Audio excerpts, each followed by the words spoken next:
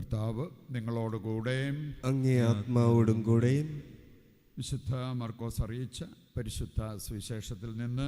കർത്താവേ, അങ്ങേക്ക് മഹത്വം. അധ്യായം 1:21 മുതലുള്ള തിരുവചന ഭാഗം. അക്കാലത്ത് യേശു കഫർനാമിലെത്തി. സാബത്ത് ദിവസം അവൻ സിനഗോഗിൽ പ്രവേശിച്ച് പഠിപ്പിച്ചു. അവൻ്റെ പ്രബോധനത്തിൽ അവർ വിസ്മയഭരിതരായി. കാരണം നിയമജ്ഞരെ പോലെയല്ല, അധികാരമുള്ളവനെ പോലെയാണ് അവൻ പഠിപ്പിച്ചത്. അശുദ്ധാത്മാവ് ബാധിച്ച ഒരുവൻ അവിടെ ഉണ്ടായിരുന്നു. അവൻ അലറി, നസ്രായനായ യേശുവേ, നീ എന്തിന് ഞങ്ങളുടെ കാര്യത്തിൽ ഇടപെടുന്നു? ഞങ്ങളെ നശിപ്പിക്കാനാണോ നീ വന്നിരിക്കുന്നത്? നീ ആരാണെന്ന് എനിക്കറിയാം, ദൈവത്തിൻ്റെ പരിശുദ്ധൻ. യേശു അവനെ ശാസിച്ചു, നിശബ്ദനായിരിക്കുക, അവനെ വിട്ട് നീ പുറത്തു വരിക. അശുദ്ധാത്മാവ് അവനെ തള്ളി വീഴ്ത്തിയിട്ട് ഉച്ചസ്വരത്തിൽ അലറിക്കൊണ്ട് പുറത്തു വന്നു.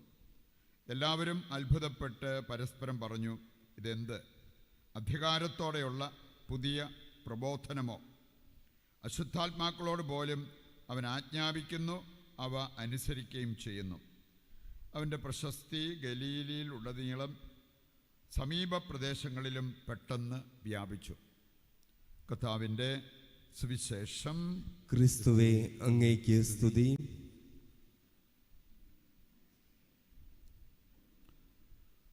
ഈശോയിൽ പ്രിയപ്പെട്ടവരെ, 2-3 പ്രധാനപ്പെട്ട കാര്യങ്ങൾ നമ്മുടെ ഹൃദയത്തിലേക്ക് ഏറ്റെടുത്ത് അത് ജീവിക്കാനുള്ള ഒരു പരിശ്രമം നമുക്ക് നടത്താം. നമ്മൾ സഭയിൽ അനുസ്മരിക്കുന്ന വിശുദ്ധൻ, വിശുദ്ധ ഹിലരി. ഹിലരി എന്ന പദത്തിൻ്റെ അർത്ഥം തന്നെ സന്തുഷ്ടൻ. സന്തുഷ്ടൻ. പോളാറാമൻ മാർപ്പാപ്പയെക്കുറിച്ച് അദ്ദേഹത്തിൻ്റെ കുമ്പസാരക്കാരൻ വെളിപ്പെടുത്തിയ ഒരു കാര്യമാണ്, തികഞ്ഞ ദൈവിക സന്തോഷം അനുഭവിച്ച ഒരു വ്യക്തി. ക്രിസ്ത്യാനികളെ സംബന്ധിച്ചിടത്തോളം നമ്മുടെ വിളി എന്ന് പറഞ്ഞാൽ നമ്മുടെ സങ്കടപ്പെട്ട് ഇരിക്കാനല്ല, കരഞ്ഞു തീർക്കാനുള്ള ഒരു ജീവിതമല്ല, സന്തോഷത്തോടെ ജീവിക്കണം. ഇനി അതിന് ദുഃഖങ്ങൾ അല്ലെങ്കിൽ രോഗങ്ങൾ, പ്രയാസങ്ങൾ, ജീവിത ക്ലേശങ്ങൾ ഇതെല്ലാം ഉള്ളപ്പോൾ എങ്ങനെയാണ് സന്തോഷിക്കാൻ പറ്റുന്നതെന്ന് ചിലർക്ക് തോന്നിയേക്കാം. നമുക്ക് കാണാൻ സാധിക്കും, സഹനത്തിൻ്റെ നടുവിൽ ആനന്ദിച്ച, സന്തോഷിച്ച പല ബൈബിൾ കഥാപാത്രങ്ങളെയും നമുക്ക് കാണാൻ പറ്റും. പൗലോസും ബർണ്ണബാസും അവർക്കെതിരെ പെണ്ണുകേസ് വരെ ആരോപിച്ച് അവരെ ഒരുപാട് തകർക്കാൻ നോക്കിയ ഒരു സമൂഹം ഉണ്ടായിരുന്നു. പക്ഷെ അവരെക്കുറിച്ച് പറഞ്ഞിരിക്കുന്നത് പരിശുദ്ധാത്മാവിൽ അവർ ആനന്ദിച്ചു എന്നാണ്. പരിശുദ്ധാത്മാവിൽ ആനന്ദിച്ചു. സഹനത്തിൻ്റെ നടുവിലും ആനന്ദിക്കാൻ പറ്റും. പരിശുദ്ധാത്മാവ് നമ്മുടെ ഉള്ളിൽ ആക്റ്റീവാണ്.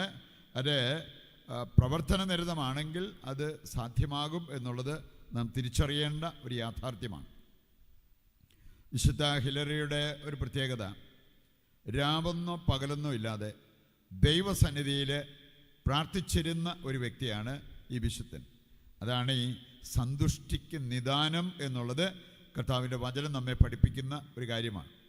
മാത്രമല്ല, അദ്ദേഹം ഒരു പ്രസംഗം പറയുന്നതോ അങ്ങനെ എന്തെങ്കിലുമൊക്കെ ശുശ്രൂഷ നയിക്കുന്നതോ എപ്പോഴും ദൈവസ്തുതി പാടിക്കൊണ്ടാണ് അദ്ദേഹം അത് ആരംഭിച്ചത് എന്നാണ് പറഞ്ഞിരിക്കുന്നത്.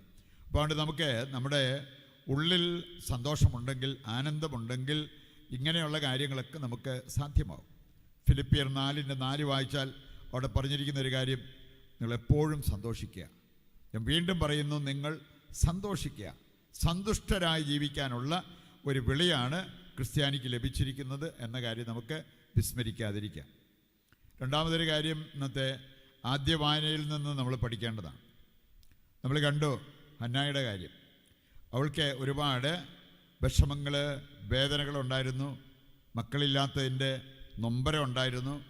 മറ്റുള്ളവരവളെ പുച്ഛിക്കുന്നതിൻ്റെ, പരിഹസിക്കുന്നതിൻ്റെ മാനസിക വ്യഥ അനുഭവിച്ചിരുന്ന ഒരു വ്യക്തിയാണ്. അവൾ ചെയ്തതെന്താ? അവൾ നേരെ ഓടിയത് ആലയത്തിലേക്കാണ്, അവൾ കർത്താവിൻ്റെ പക്കലേക്ക്.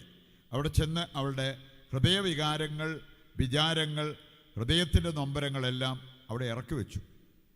അവളുടെ ഹൃദയത്തിൽ നിന്നുള്ളൊരു പ്രാർത്ഥന അവിടെ ഉയർന്നു. ഇത് കണ്ടപ്പോൾ പുരോഹിതൻ ഏലിക്ക് ഒരു സംശയം. അതിരാവിലെ തന്നെ വീഞ്ഞ് കുടിച്ച് ഉന്മത്തയാണോ അതുകൊണ്ടാണ് ഇങ്ങനെയൊക്കെ കാണിക്കുക. ഇന്നും ചിലർ ആത്മീയതയിൽ പരിശുദ്ധാത്മാവിനാൽ നയിക്കപ്പെട്ട് പ്രാർത്ഥിക്കുമ്പോൾ, സംസാരിക്കുമ്പോൾ, പ്രവർത്തിക്കുമ്പോൾ ഇവർക്കൊക്കെ നോർമലാണോ എന്ന് പോലും ചിന്തിച്ച് സംസാരിക്കുന്ന, കമൻറ്റ് പറയുന്ന ആൾക്കാരെ ഇന്നും നമുക്ക് കാണാൻ പറ്റും. നമ്മൾ കാണുന്നുണ്ട് ആദ്യത്തെ പന്തക്കുസ്ത അപ്പോസ്തല പ്രവർത്തനം 2-ാം അധ്യായം. ഇനി അവിടെ പരിശുദ്ധാത്മാവിനാൽ നയിക്കപ്പെട്ട് പ്രാർത്ഥിച്ചപ്പോൾ ഒരു കൂട്ടം ആൾക്കാർ പുറത്തുനിന്ന് അത് വാച്ച് ചെയ്യുന്നുണ്ടായിരുന്നു. അവർ പറഞ്ഞത് ഇവരെല്ലാം രാവിലെ തന്നെ മദ്യപിച്ച് ഉന്മത്തരായിരിക്കുകയാണ്, അതുകൊണ്ടാണ് ഇങ്ങനെയൊക്കെ കാണിക്കുക എന്നുള്ളത് പറഞ്ഞ ഒരു കമൻ്റാണ്. നമ്മൾ മനുഷ്യരുടെ കമൻറ്റ് നോക്കിയല്ല, നമ്മൾ കേട്ടല്ലോ, ദൈവത്തിൻ്റെ വചനം ദൈവത്തിൻ്റെ വചനമായിട്ട് എടുക്കണം, മനുഷ്യരുടെ വാക്കായിട്ട് നമ്മൾ എടുക്കരുത്. അങ്ങനെ കർത്താവിൻ്റെ വചനം ജീവിക്കുന്ന വ്യക്തികളായി മാറുമ്പോൾ പിന്നെ മനുഷ്യരുടെ കമൻറ്റ് നമുക്കതൊരു പ്രശ്നമായിട്ട് മാറത്തില്ല. എൽക്കാനയും ഹന്നായും ചെയ്തൊരു കാര്യം, അവർക്ക് കുടുംബത്തിൽ പ്രശ്നമുണ്ടായിരുന്നു. ഇനി അതുകൊണ്ട് തന്നെ വ്യക്തിജീവിതത്തിലെ പ്രശ്നങ്ങളും കുടുംബത്തിൻ്റെ പ്രശ്നങ്ങളുമെല്ലാം അവർ ദൈവസന്നിധിയിൽ സമർപ്പിച്ചു. അതും എങ്ങനെയായിരുന്നു? അതിരാവിലെ ഉണർന്ന് ദൈവത്തോട് പ്രാർത്ഥിച്ചു. അതിരാവിലെ ഉണർന്ന്.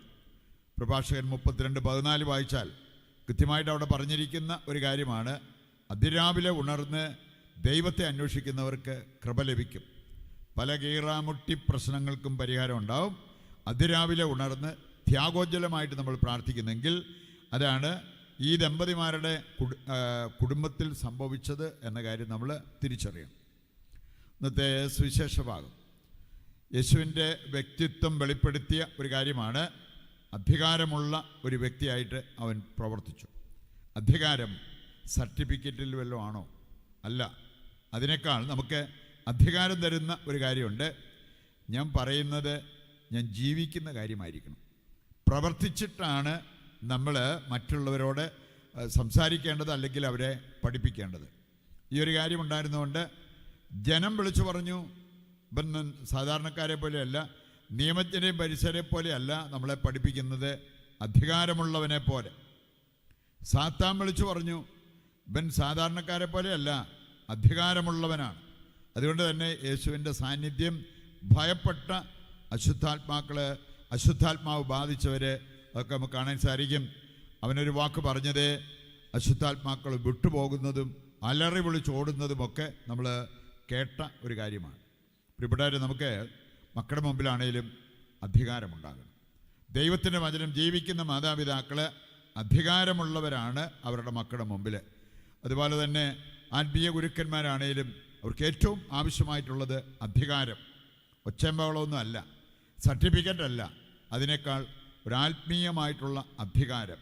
ആ കരുത്തുള്ളവരാണെങ്കിൽ, ഇന്ന് സാധാരണക്കാരുടെ കാര്യം പോലും പറഞ്ഞ് ഞാൻ കേട്ടിട്ടുണ്ട്, അപ്പനൊന്ന് നോക്കിയാൽ മതി, എനിക്ക് കാര്യം അറിയാം, അപ്പോഴേ പിന്നെ ഞാൻ സോറി പറയും. വേറെ ചിലർ എത്ര വായിട്ട് അലച്ചുകൊണ്ടിരുന്നാലും മൈൻഡ് ചെയ്യാറില്ല. വ്യത്യാസം എന്നാണെന്നറിയോ? അധികാരമുള്ളവരുടെ ഒരു നോട്ടം മതി, ബാക്കിയുള്ളവർക്ക് കാര്യം പിടി കിട്ടും. അതുപോലെ തന്നെ അവരെ ബഹുമാനിക്കുകയും ചെയ്യും. ഈ ഒരു ബഹുമാനം അതാണ് നമുക്ക് നമ്മുടെ ജീവിതത്തിന് ആവശ്യമായിട്ടുള്ളത്. വചനം കേൾക്കുന്നവർ അത് ജീവിക്കാനോട് തുടങ്ങുമ്പോൾ അധികാരമുള്ളവരായിട്ട് മാറും. നമ്മൾ മറ്റുള്ളവരോട് പറയുന്ന, മറ്റുള്ളവരിൽ നിന്നും ആവശ്യപ്പെടുന്ന കാര്യങ്ങൾ നമ്മൾ ജീവിക്കുന്നവരാണെങ്കിൽ, പൗലോസ് പറഞ്ഞിട്ടുണ്ട്, ആദ്യം ഞാനത് ജീവിക്കട്ടെ, എന്നിട്ടാണ് ഞാൻ മറ്റുള്ളവരെ പഠിപ്പിക്കാൻ പോവുക. ഈ ഒരു കാഴ്ചപ്പാട് നമ്മൾ ഏറ്റെടുത്ത് കഴിഞ്ഞാൽ നമ്മുടെ ജീവിതത്തിൽ ഒരുപാട് നേട്ടം അതിലൂടെ ഉണ്ടാവും.